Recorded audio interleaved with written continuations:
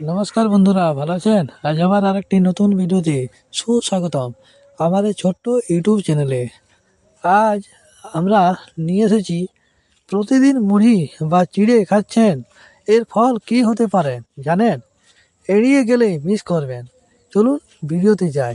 প্রতিদিন মুড়ি ও চিড়ে খাওয়ার উপকারিতা কি জানেন? সম্পূর্ণ জানুন এই ভিডিওটি শেষ পর্যন্ত দেখে। চলুন দেরি না করে ভিডিওতে যাই। ওজন কমাতে গিয়ে অনেকে পা থেকে ভাত সরিয়েছেন, অনেকে আবার মুড়ি চিড়া খাওয়া বন্ধ করেছেন। তবে মুড়ি চিড়া খেলেও কি ওজন বাড়ে? উত্তর হলো না।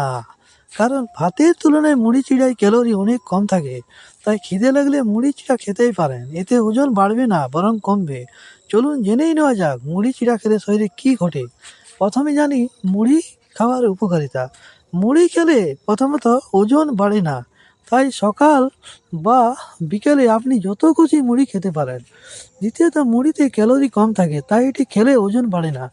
এতে সোডিয়ামের মাত্রা খুব কম থাকে, তাই রক্তচাপ নিয়ন্ত্রণে রাখে।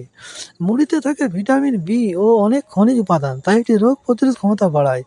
ক্যালসিয়াম আর আয়রন থাকায় মুড়ি খেলে হাড় দাঁত শক্ত হয়। নিয়মিত যারা পেটের অসুখে ভোগেন, মুড়ি ভেজানো জল খেলে তাদের পেট ঠান্ডা হবে। মুড়ি ভেজানো জল খেলে পেটে নানা অসুখ সারে। অ্যাসিডিটি বা গ্যাস্ট্রিকের সমস্যাতেও মুড়ি খুব উপকারী। শুকনো মুড়ি খেয়ে এক গ্লাস জল খেলেই গ্যাস্ট্রিক সেরে যায়।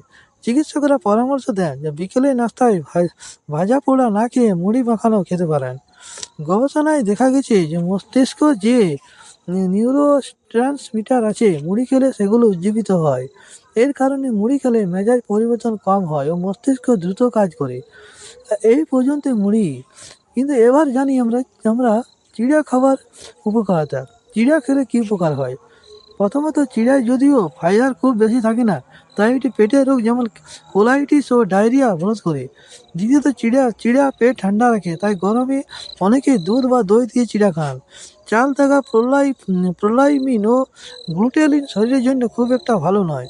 অন্যদিকে চাল থেকে চিড়া প্রস্তুত করা হলে ওই পদার্থ দুটি চলে যায়, তাই চিড়া খাওয়া স্বাস্থ্যের পক্ষে ভালো।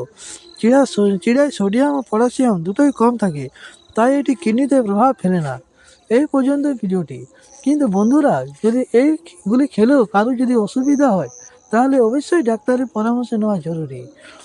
ভিডিওটি শেষ পর্যন্ত